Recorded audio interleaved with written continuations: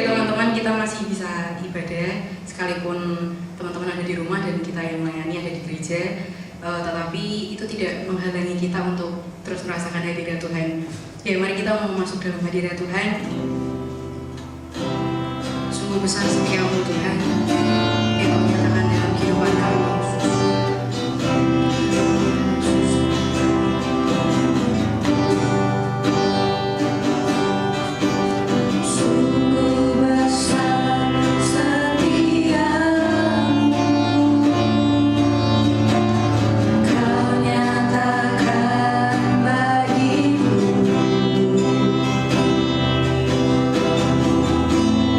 Kau Bapa yang selalu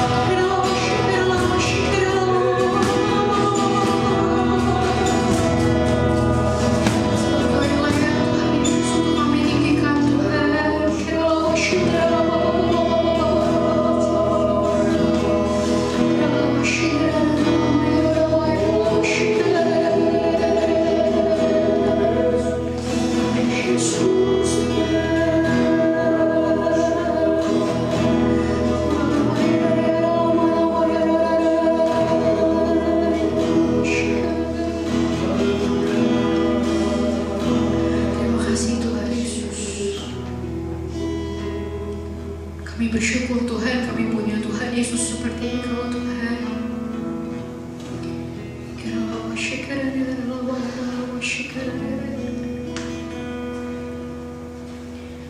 Tuhan Yesus, Engkau melihat setiap kami Tuhan di tempat ini. Dan Tuhan Yesus juga melihat setiap anak-anak muda-Mu Tuhan yang ada di rumah maupun dimanapun mereka berada Bapak. Tuhan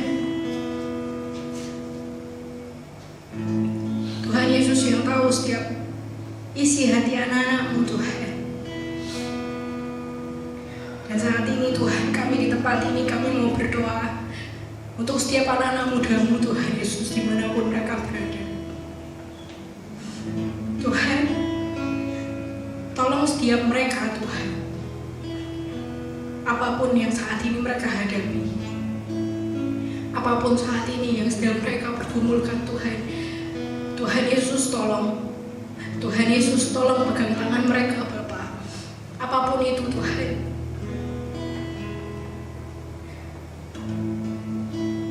Dan kami mohon Tuhan Yesus, berikan hati untuk setiap kami Tuhan, anak-anak muda-Mu,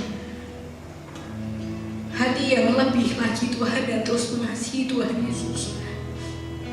Tuhan Yesus, mungkin kami sibuk Tuhan dengan berbagai hal, mungkin kami sibuk Tuhan dengan berbagai macam urusan Bapa. Tapi Tuhan Yesus, tolong kami Tuhan untuk selalu ingat Tuhan, untuk selalu ingat Tuhan Yesus. Tolong ajari setiap kami Tuhan bagaimana caranya memprioritaskan Tuhan dalam hidup kami. Kami manusia Tuhan, kami terbatas. Tapi saat ini Tuhan, kami anak-anak muda-Mu, kami bersepakat Tuhan. Kami berdoa minta tolong sama Roh Kudus, tolong kami. Tolong kami Tuhan, tolong kami Roh Kudus. Tolong kami bagaimana kami memprioritaskan Tuhan dalam kehidupan kami. Tolong kami untuk bagaimana kami setiap hari kami bisa selalu cinta sama Tuhan. Dan bahkan cinta kami bertambah. Tuhan, kami tidak mau untuk segala sesuatu hal yang Tuhan sudah berikan. Dan untuk setiap perjuangan Tuhan, bahkan bayar harga yang telah kami lakukan, itu sia-sia Bapak. Tolong kami Tuhan untuk tetap setia. Tolong kami Tuhan untuk selalu dekat pada Tuhan Yesus. Tolong kami Tuhan Yesus untuk setia sampai akhir hidup kami Bapa. Terima kasih Tuhan Yesus, terima kasih. Kami percaya Tuhan bahwa Tuhan Yesus saat ini sedang menjamah setiap hati anak-anak muda-Mu Tuhan. Kami terbatas Tuhan, tapi Tuhan Yesus tidak terbatas. Apapun Tuhan, biarlah Tuhan Yesus, Engkau yang mengerjakan apa setiap bagian Tuhan yang Tuhan mau lakukan untuk setiap anak-anak muda-Mu Bapa. Terima kasih Tuhan Yesus, terima kasih Roh Kudus. Tuhan Yesus yang pimpin ibadah kami Tuhan pada hari ini, dari awal pertengahan hingga akhirnya. Dan biarlah kiranya Tuhan, Kau hadir di tengah-tengah kami Tuhan, menjamah dan juga mengubahkan setiap kehidupan kami Yesus Tuhan, semakin baik dan menjadi lebih baik lagi Tuhan Yesus. Terima kasih Tuhan Yesus. Semua yang kami serahkan dalam Tuhan kuasa-Mu Yesus, hanya di dalam berkat nama Tuhan Yesus Kristus. Kami semua yang percaya akan mau katakan amin. Haleluya. Haleluya. Mari kita mau bangkit berdiri ya teman-teman. Ya, kita mau lebih lagi memuji nama Tuhan kita.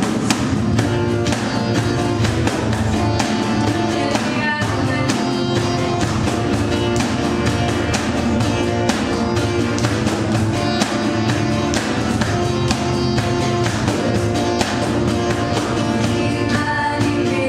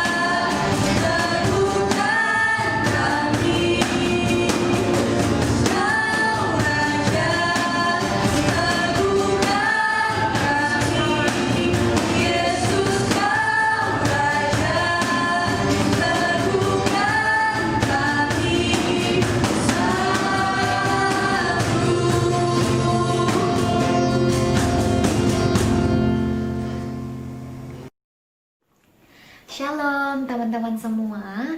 Jadi sebelum kita mendengarkan firman Tuhan hari ini, mari kita sama-sama berdoa. Tuhan Yesus, terima kasih ya Tuhan untuk segala berkat dan penyertaan-Mu sepanjang hari ini. Tuhan, terima kasih karena Engkau sudah membimbing dan menyertai kami Tuhan. Waktu tadi kami boleh pujian penyembahan, Tuhan kiranya pujian penyembahan kami boleh berkenan di hadapan-Mu dan menyenangkan hati-Mu Tuhan, boleh menjadi persembahan yang kudus di hadapan-Mu. Dan Tuhan Yesus, kalau sebentar lagi kami mau mendengarkan firman-Mu, Tuhan Yesus yang tolong memberkati ya Tuhan, supaya kami boleh mengerti setiap firman yang ingin Engkau sampaikan dalam hidup kami ya Tuhan. Dan Tuhan Yesus yang tolong memberkati hamba-Mu yang akan menyampaikan isi hati-Mu. Terima kasih ya Tuhan, kami mau menyerahkan segala sesuatunya ini hanya di dalam nama-Mu. Kami sudah berdoa dan bersyukur. Kristus, amin. Oke, shalom teman-teman. Oke, jadi hari ini kita akan membahas soal pray desperately atau doa yang desperate, doa yang putus asa. Oke, jadi sebenarnya semua dari kita tuh pasti punya ya keinginan-keinginan gitu. Ada yang kepengen hal-hal yang sebenarnya ya simpel-simpel aja sih gitu ya, kayak misalnya kepengen makan ini, kepengen beli ini, kepengen apa gitu. Tapi juga ada pasti kita juga punya keinginan-keinginan yang untuk di masa depan kita, termasuk cita-cita kita. Kepengen Tuhan, kepengen jadi dokter, kepengen punya bisnis, kepengen apa, banyak gitu ya keinginan-keinginan kita. Nah, kita tuh pasti juga kepengen gitu loh meraih sesuatu di masa depan gitu. Nah, dan aku yakin kita semua pasti dong kita tuh mendoakan buat hal-hal yang kita inginkan itu. Nah, doa kita minta Tuhan dan kita berusaha keras buat kita bisa mendapatkan hal yang kita inginkan itu. Nah, sebenarnya kalau kita kepengennya biasa-biasa aja sih, nggak kepengen-kepengen banget sih, itu kan kita juga pasti bakal kayak mungkin doanya juga biasa aja gitu ya. Tuhan, aku pengen ini, udah gitu aja gitu, karena kita nggak gitu kepengen gitu. Nah, terus mungkin besok-besokannya kita lupa gitu buat doa hal yang sama karena kita nggak gitu kepengen ya, karena emang namanya ya orang biasa aja gitu. Tapi kalau pas kita kepengen banget sesuatu, kita pasti bakal minta sesuatu itu banget sampai kalau bisa tuh kita teriak-teriak gitu ya biar Tuhan dengar. Tuhan, please, aku kepengen ini banget gitu. Nah, hari ini kita mau sama-sama belajar tentang doa yang desperate. Artinya apa sih? Doa yang desperate itu adalah doa yang putus asa. Nah, maksudnya gimana sih? Doa tapi kok malah putus asa? Doa kok malah jadi nggak ada pengharapan? No, bukan itu maksudnya. Karena maksudnya bukan doa yang terus kita jadi nggak punya pengharapan gitu, bukan. Tapi maksud dari doa yang putus asa ini, itu kita doa dan minta sama Tuhan suatu hal yang benar-benar kita kepengen banget gitu. Sampai waktu kita doa tuh kita cuma bisa bilang, Tuhan please banget, aku kepengen banget ini dan aku nggak bisa minta dari orang lain selain dari Tuhan. Aku cuma bisa minta sama Tuhan gitu. Nah, jadi gimana sih sebenarnya cara buat doa yang putus asa ini? Waktu kita kepengen banget, itu gimana sih sebenarnya cara doanya? Nah, yang pertama itu adalah dengan minta terus-terusan. Kita hari ini bakal belajar banyak kisah dari Alkitab ya. Oke, yang pertama kita akan caranya adalah dengan minta terus-terusan. Kita akan baca dari Lukas 18 ayat 1 sampai 8. Mari kita baca bersama-sama di Lukas 18 ayat 1 sampai 8. Oke, mari kita baca bersama-sama. 1, 2, 3. Yesus mengatakan suatu perumpamaan kepada mereka untuk menegaskan bahwa mereka harus selalu berdoa dengan tidak jemu-jemu. Katanya, dalam sebuah kota ada seorang hakim yang tidak takut akan Allah dan tidak menghormati seorang pun. Dan di kota itu ada seorang janda yang selalu datang kepada hakim itu dan berkata, "Belalah hakku terhadap lawanku." Beberapa waktu lamanya hakim itu menolak, tetapi kemudian ia berkata dalam hatinya, "Walaupun aku tidak takut akan Allah dan tidak menghormati seorang pun, namun karena janda ini menyusahkan aku, baiklah aku membenarkan dia, supaya jangan terus saja ia datang dan akhirnya menyerang aku." Kata Tuhan, "Camkanlah apa yang dikatakan hakim yang lalim itu. Tidakkah Allah akan membenarkan orang-orang pilihannya yang siang malam berseru kepadanya, dan adakah ia mengulur-ulur waktu sebelum menolong mereka? Aku berkata kepadamu, ia akan segera membenarkan mereka.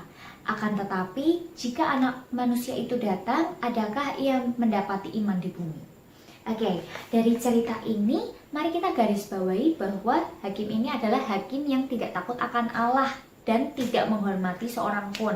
Istilahnya tuh orang aja yang kelihatan dia nggak hormatin, apalagi gimana caranya dia mau menghormatin Tuhan yang nggak kelihatan gitu. Nah, hakim yang jahat aja ini, waktu dimintain terus-terusan, akhirnya dia memberikan apa yang janda ini inginkan gitu. Dikatakan bahwa dia mau ngasih janda itu, mau ngasih yang janda itu inginkan, supaya janda itu jangan terus saja datang. Kayak ibaratnya udahlah deh ya, sana nih loh aku kasih nih, kamu mau ini nih aku kasih, jangan ganggu aku lagi gitu ya. Nah apalagi tuh Tuhan gitu loh, yang bahkan Tuhan ini udah rela mengorbankan nyawanya sendiri buat menebus dosanya kita gitu. Kalau kita minta terus-terusan gitu, minta Tuhan please aku pengen ini, dan itu terus-terusan kita lakukan dengan konsisten gitu, apa Tuhan tuh nggak bakalan sih ngasih yang kita mau gitu. Kalau yang kita mau, kalau yang kita minta itu sesuai dengan rencananya, pasti 100% bakalan dong, pasti bakalan dikasih gitu. Nah, doa itu kan sebenarnya seperti nafas hidup orang percaya ya, kita semua tahu ya. Dan kita juga nggak mungkin dong nafas 1 hari 3 kali aja, atau 1 hari 1 menit sekali deh. Itu pun nggak mungkin sebenarnya, karena kita nafas terus menerus setiap waktu gitu. Dan seharusnya kehidupan doa kita itu juga seperti ini gitu. Emang ini bukan hal yang gampang gitu ya. Ngomongnya gampang sih, tapi untuk dilakukannya itu nggak semudah itu gitu. Seringkali kita kalau doa itu buat apa sih? Buat waktu bangun tidur, sebelum makan. Oke, sehari 5 kali aja cukup Tuhan, udah cukup, udah nggak perlu lagi gitu. Nah, itu pun cepat-cepat, keburu lapar lah sebelum makan ya kan, baru lapar atau keburu ngantuk, dah Tuhan ngantuk, jadi ngomongnya cepat lalala gitu ya. Nah, kehidupan doa ini sebenarnya bisa loh guys kita bangun dengan ya kita bangun kebiasaan dengan sering-sering lah kita komunikasi sama Tuhan gitu. Toh Tuhan juga nggak bakalan bosen buat waktu kita ngajak ngomong terus gitu. Dan sebenarnya doa itu juga nggak harus merem, lipat tangan, merem gitu, no, nggak juga gitu. Karena ya walaupun kita lagi nyetir, walaupun kita lagi melakukan hal-hal yang butuh fokus, butuh apa, kita tetap bisa loh komunikasi sama Tuhan gitu. Nah, meskipun Tuhan itu udah ngerti apa yang bakalan terjadi sama kita di masa depan, tapi Tuhan tuh seneng banget loh kalau kita itu ngajak ngomong. Karena Tuhan tuh ya memang, Tuhan itu seorang pribadi gitu, yang memang kita bisa ajak ngomong setiap waktu. Dan doa yang terus menerus itu artinya ya kita juga betah gitu loh buat doa. Kita betah di hadiratnya Tuhan, betah buat kita tuh minta sesuatu. Kita tuh nyaman tuh buat kita tuh mencurahkan isi hati kita, buat kita tuh mencurahkan apa sih yang sebenarnya kita inginkan ke Tuhan gitu. Karena ya Tuhan tuh pasti mendengarkan gitu. Dan kita itu juga doalah sampai kita tuh doa minta terus-terusan ini sampai dijawab Tuhan. Kadang kita itu doa sama Tuhan minta sesuatu, tapi doanya cuma sekali aja. Tuhan aku mau minta ini. Terus mikirnya kayak, udah Tuhan udah kok dengar doaku, udah cukup sekali aja doa gitu. Udah tau lah aku kepengennya apa, pasti dikabulin.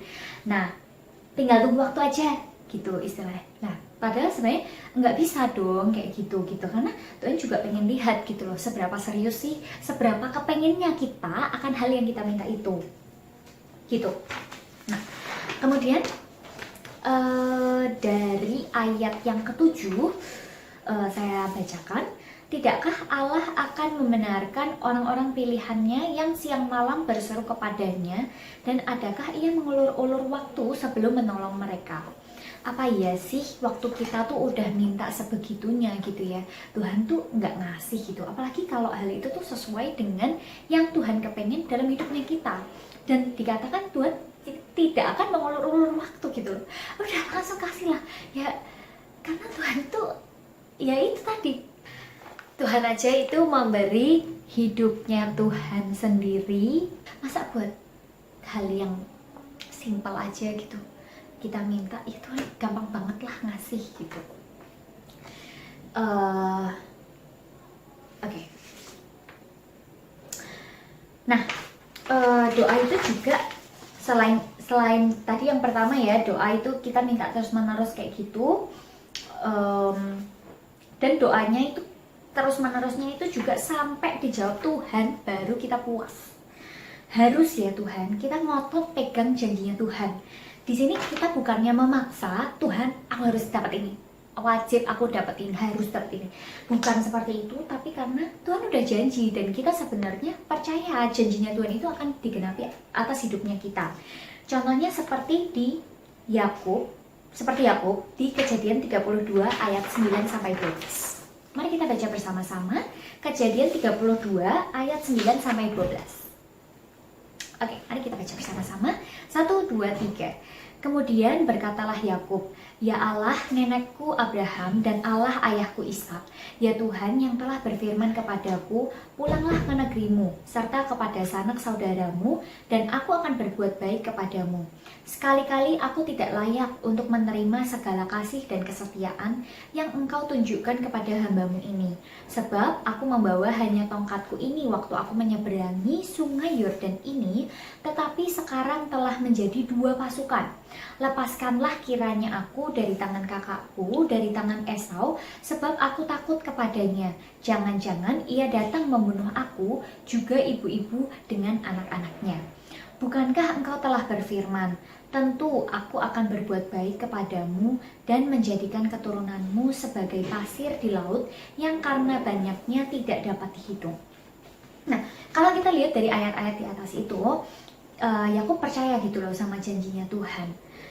Tuhan udah janjiin, Tuhan bakal berbuat baik sama aku dan menjadikan keturunanku sebagai pasir di laut. Dan Yakub ini ya nagih Tuhan dan percaya gitu, Tuhan janjimu pasti digenapin atas aku gitu. Dan selain itu dari Yakub kita juga bisa belajar dari ayat yang ke-10. Sekali-kali aku tidak layak untuk menerima segala kasih dan kesetiaan yang engkau tunjukkan kepada hambamu ini, sebab aku membawa hanya tongkatku ini waktu aku menyeberangi sungai Yordan ini, tetapi sekarang telah menjadi 2 pasukan. Di garis bawahi, sekali-kali aku tidak layak untuk menerima ini gitu. Jadi di sini tuh Yakub tuh merendahkan diri di hadapannya Tuhan, bukannya malah sombong gitu loh. Jadi waktu kita minta ke Tuhan tuh ya rendahkan dirinya kita gitu loh. Bukan malah kita tuh sombong, merasa kita tuh bisa. Kayak karena waktu kita merendahkan diri ya Tuhan yang pasti bakal ngangkat kita gitu. Jadi bukannya kita tuh malah sombong gitu ya, merasa udahlah, bisalah. Jadi bukannya kayak maksudnya doa, misalkan minta sesuatu nih, misalnya mau interview kerja, udahlah aku bisa, aku doa cuman buat ya formalitas aja biar Tuhan menyertai aku. Bukan seperti itu, justru kayak merendahkan diri. Tuhan, aku nih nggak bisa gitu loh, jadi aku tuh perlu Tuhan gitu. Nah, jadi dari Yakub ini kita belajar buat kita merendahkan diri di hadapannya Tuhan. Nah, selain itu dengan doa yang terus-menerus ini, kita sebenarnya juga diajarin soal ketekunan ya. Kita tekun atau enggak sih buat minta sama Tuhan? Sebenarnya juga dengan kita doa seperti ini, kita itu juga jadi punya quality time sama Tuhan. Sehingga kita juga jadi bisa ngerti apa sih kehendaknya Tuhan, apa sih yang Tuhan kepengen dalam hidupnya kita. Supaya apa yang kita doakan itu sesuai dan selaras dengan apa yang maunya Tuhan. Lah kalau udah kayak kita maunya ini sesuai dengan kehendaknya Tuhan, ya pastilah dikasih lah gitu. Oke. Jadi yang pertama tadi, gimana sih caranya doa yang putus asa? Kita belajar untuk minta terus-terusan sama Tuhan. Enggak, kita betah buat doa, kita betah buat minta, nyaman buat curhat sama Tuhan. Oke, yang kedua kita akan belajar untuk nego sama Tuhan. Oke, kita akan belajar dari 2 Raja-Raja 20 ayat 1 sampai 6. Mari kita baca bersama-sama di 2 Raja-Raja 20 ayat 1 sampai 6. 1, 2, 3. Pada hari-hari itu Hizkia jatuh sakit dan hampir mati. Lalu datanglah Nabi Yesaya bin Amos dan berkata kepadanya, "Beginilah firman Tuhan, Sampaikanlah pesan terakhir kepada keluargamu, sebab engkau akan mati, tidak akan sembuh lagi. Lalu Hizkia memalingkan mukanya ke arah dinding dan ia berdoa kepada Tuhan. Ah Tuhan, ingatlah kiranya bahwa aku telah hidup di hadapan-Mu dengan setia dan dengan tulus hati, dan bahwa aku telah melakukan apa yang baik di mata-Mu. Kemudian menangislah Hizkia dengan sangat. Tetapi Yesaya belum lagi keluar dari pelataran tengah, tiba-tiba datanglah firman Tuhan kepadanya. Baliklah dan katakanlah kepada Hizkia, raja umatku. Beginilah firman Tuhan, Allah Daud, bapa leluhurmu. Telah kudengar doamu dan telah kulihat air matamu. Sesungguhnya aku akan menyembuhkan engkau. Pada hari yang ketiga, engkau akan pergi ke rumah Tuhan. Aku akan memperpanjang hidupmu 15 tahun lagi. Dan aku akan melepaskan engkau dan kota ini dari tangan Raja Asyur. Aku akan memagari kota ini oleh karena aku dan oleh karena Daud hambaku. Nah, dari ayat ini kita belajar cara doanya Hizkia. Ya, kalau yang sebelumnya tadi kita belajar untuk doa yang terus-menerus, ini sekarang kita akan belajar cara doanya Hizkia. Nah, dikatakan di ayat 1, itu beginilah firman Tuhan, sampaikanlah pesan terakhir kepada keluargamu, sebab engkau akan mati, tidak akan sembuh lagi. Tuhan tuh sebenarnya udah mau loh ngambil nyawanya nyawanya Hizkia. Nah, udah disuruh ngasih pesan-pesan terakhir, ayo kamu kasih wasiat dulu gitu ya, warisan-warisan kamu bagiin dulu gitu ya. Nah, sebenarnya kan berarti ini bukan keinginannya Tuhan gitu loh, buat dia tuh punya umur 15 tahun lagi. Tapi ini kan keinginannya Hizkia kepengen umurnya diperpanjang gitu. Tapi kok ya bisa ya sampai usianya ditambahin 15 tahun lagi. 15 tahun tuh bukan bentar loh guys, bukan yang cuma sebulan 2 bulan, tapi ini 15 tahun, which is berarti Hizkia diberi waktu 15 tahun lagi, diberi kesempatan 15 tahun lagi buat Hizkia hidup lagi. Nah, ini karena apa sih sebenarnya? Karena doanya Hizkia. Nah, yang pertama Hizkia itu bisa nego sama Tuhan.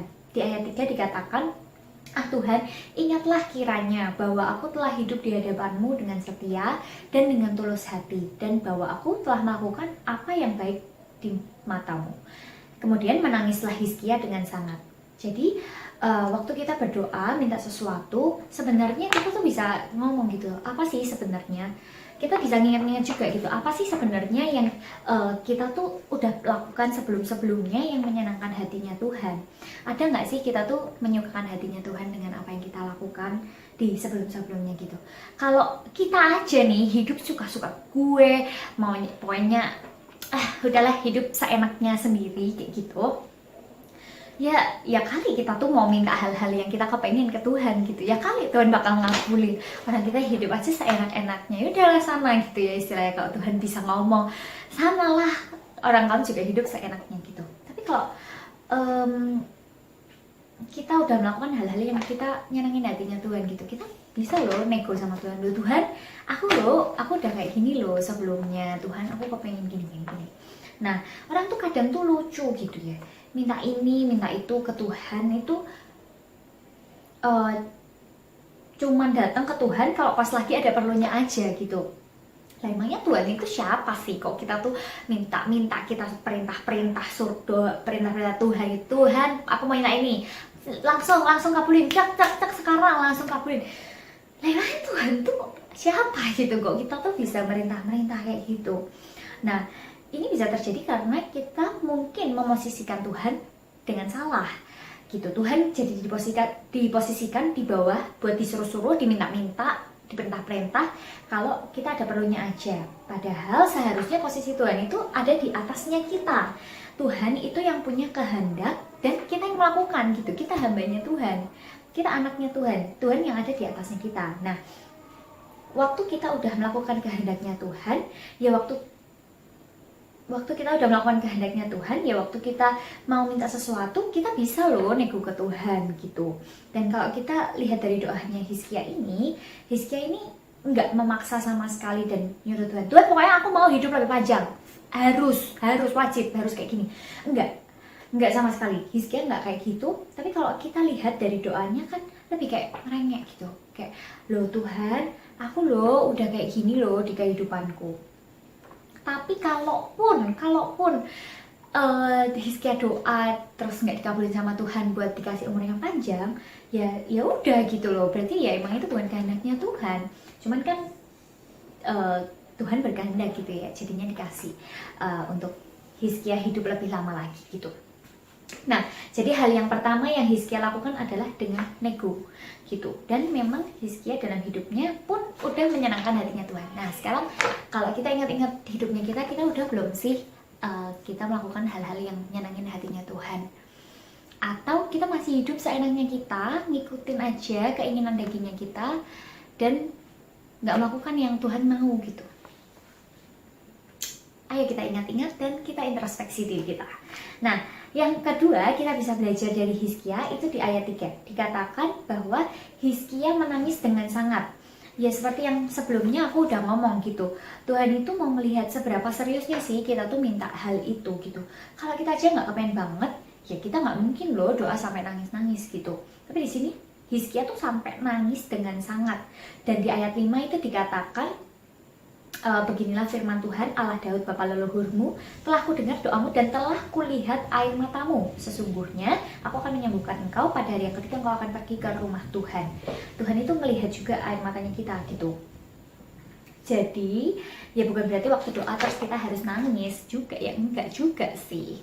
Cuman kalau hal itu tuh beneran kita minta dari Tuhan, dan kita tuh bener-bener Tuhan, aku nggak bisa minta ini ke siapapun, ke orang lain selain Tuhan. Kalau sampai yang kita tuh benar-benar Tuhan, aku pengen banget ini, dan kita memang mencurahkan dari isi hatinya kita gitu ya pastilah kita nangis sendiri gitu ya, kayak please Tuhan, aku benar-benar nggak bisa melakukan apapun, aku cuma bisa angkat tangan dan berserah sama Tuhan gitu. Nah sebenarnya juga kita nggak perlu sih malu-malu sama Tuhan gitu ya. Apa sih doa kok nangis-nangis, apa sih cengeng banget gitu? Enggak sama sekali nggak seperti itu gitu. Justru waktu kita berdoa itu waktunya kita tuh terbuka sama Tuhan, dan Tuhan tuh yang lihat sendiri gitu loh kesungguhan hatinya kita tuh gimana sih sebenarnya, kita tuh kepengen banget nggak sih gitu. Dan ya sebenarnya ngapain juga sih malu sama Tuhan? Justru sebenarnya bersyukur banget loh kita itu punya Tuhan yang mau dengerin doa-doanya kita. Dan meskipun kita nangis-nangis di hadapannya Tuhan tuh nggak bakal ilfeel, dan Tuhan tuh pasti mendengarkan kita. Dan juga Tuhan itu punya kuasa buat mengabulkan doa-doa kita. Kadang kalau kita maksudnya kayak cerita ke orang, kita mengandalkan orang gitu ya, berharapnya sama orang tuh nggak punya kuasa sebesar Tuhan gitu loh. Maksudnya kayak Tuhan aja tuh menciptakan dunia ini, Tuhan tuh menciptakan bumi ini dengan luar biasa gitu ya. Kalau kita cuma minta hal-hal yang kecil tuh ya itu cuma gampang banget gitu loh buat Tuhan. Dan Tuhan tuh punya kuasa buat ngasih itu ke kita. Tinggal gimana sih kita tuh kesungguhan hatinya kita tuh kepengen banget nggak sih buat dapetin hal itu gitu. Oke? Jadi dua hal yang kita tadi udah belajar adalah kita minta terus-terusan, dan yang kedua kita nego sama Tuhan.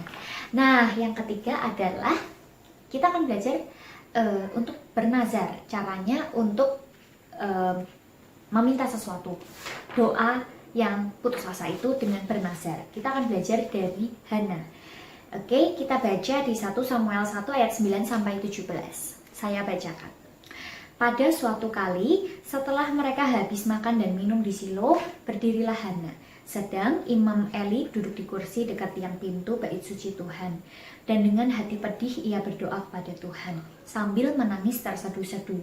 Kemudian bernazarlah ia. Katanya, Tuhan semesta alam, jika sungguh-sungguh engkau memperhatikan sengsara hambamu ini dan mengingat kepadaku dan tidak melupakan hambamu ini, tetapi memberikan kepada hambamu ini seorang anak laki-laki, maka aku akan memberikan dia kepada Tuhan untuk seumur hidupnya, dan pisau cukur tidak akan menyentuh kepalanya. Ketika perempuan itu terus-menerus berdoa di hadapan Tuhan, maka Eli mengamat-amati mulut perempuan itu. Dan karena Hana berkata-kata dalam hatinya dan hanya bibirnya saja bergerak-gerak, tetapi suaranya tidak kedengaran, maka Eli menyangka perempuan itu mabuk. Lalu kata Eli kepadanya, "Berapa lama lagi engkau berlaku sebagai orang mabuk? Lepaskanlah dirimu daripada mabukmu." Tetapi Hana menjawab, "Bukan tuanku, aku seorang perempuan yang sangat bersusah hati. Anggur ataupun minuman yang memabukkan tidak kuminum, melainkan aku mencurahkan isi hatiku di hadapan Tuhan. Janganlah anggap hambamu ini seorang perempuan dursila, sebab karena besarnya cemas dan sakit hati aku berbicara demikian lama." Jawab Eli, "Pergilah dengan selamat, dan Allah Israel akan memberikan kepadamu apa yang engkau minta daripadanya." Oke, terakhir ini kita akan belajar dari doanya Hana gitu. Seperti yang kita semua tahu ya, ceritanya Hana kepengen punya anak tapi belum dikabulkan, malah diolok-olok sama Penina gitu ya. Nah, kita bakal belajar dari Hana berdoa dengan cara bernazar gitu.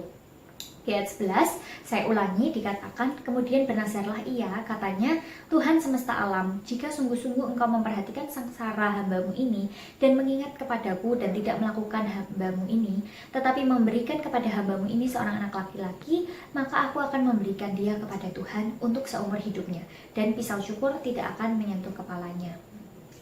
Nah, waktu kita minta sesuatu, kita juga bisa loh guys dengan cara seperti ini, yaitu dengan kita bernazar gitu. Kita bisa mikir gitu, apa ya yang aku tuh bisa kasih ke Tuhan kalau Tuhan itu udah ngabulin hal ini gitu. Kalau doaku dikabulin, apa ya yang aku bisa kasih ke Tuhan sebagai istilahnya buat membalas kebaikan Tuhan, meskipun hal itu sebenarnya tidak bisa membalas kebaikan Tuhan gitu, karena kebaikan Tuhan pasti jauh lebih besar dibandingkan yang kita bisa kasih ke Tuhan gitu. Dan aku tuh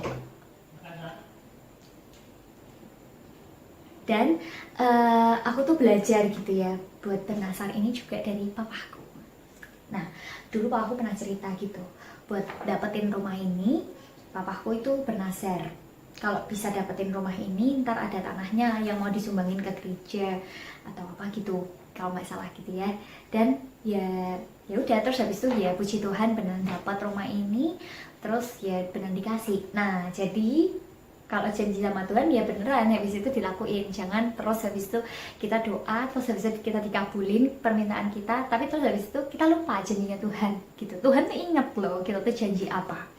Dan jadi kalau janji sama Tuhan juga jangan asal janji aja, asal ngomong aja deh, yang penting doaku dikabulin, nggak bisa kayak gitu.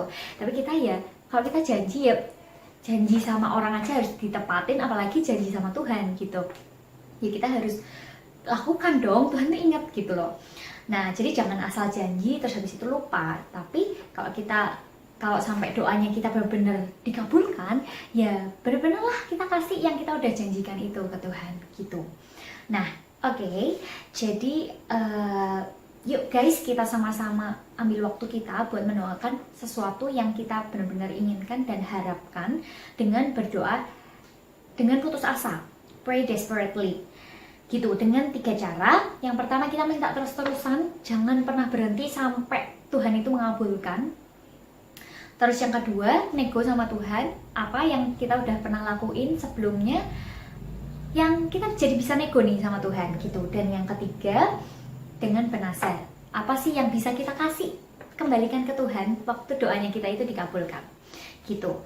Nah, kadang Tuhan itu belum ngasih sesuatu yang kita kepengen sampai kita benar-benar melihat sesuatu kok kayaknya mustahil ya Tuhan, kayaknya udah gak mungkin lagi.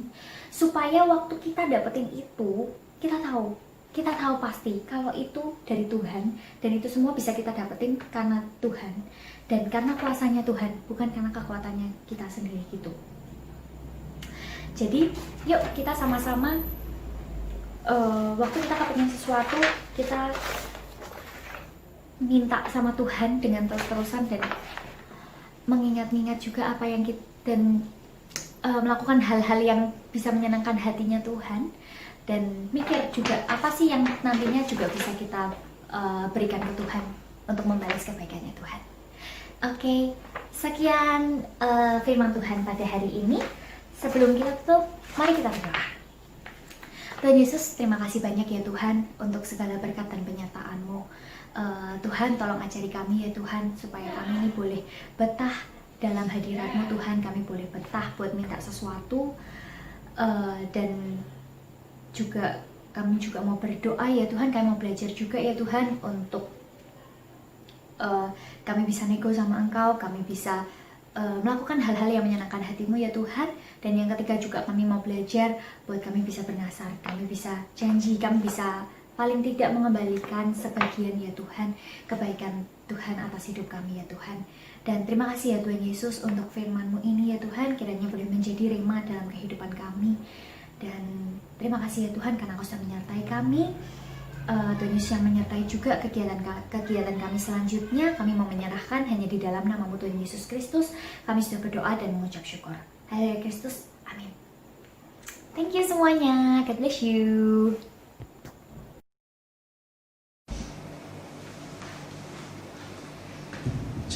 Shalom, saya kasih Tuhan. Saya percaya firman Tuhan bisa jadi rema buat hidup kita, membekali kita untuk kita lebih lagi hidup, lebih berkenan, lebih menyenangkan, dan tahu akan kehendak Tuhan dalam hidup kita. Mari sekarang saya ajak kita berdoa. Kita akan akhiri ibadah online kita pada hari ini. Terima kasih Tuhan, kami sungguh bersyukur atas segala kebaikan-Mu yang boleh kami rasakan, boleh kami nikmati sepanjang kehidupan kami. Terima kasih untuk ibadah online hari ini. Dan sebentar kami mau selesaikan ibadah kami, dan biar dimanapun kami berada, kami senantiasa makin dekat dengan Engkau, makin Tuhan melekat dengan Engkau. Hidup kami bisa jadi berkat, jadi teladan, dan memuliakan nama-Mu. Kami serahkan semua dalam nama Tuhan Yesus Kristus. Haleluya, amin. Haleluya.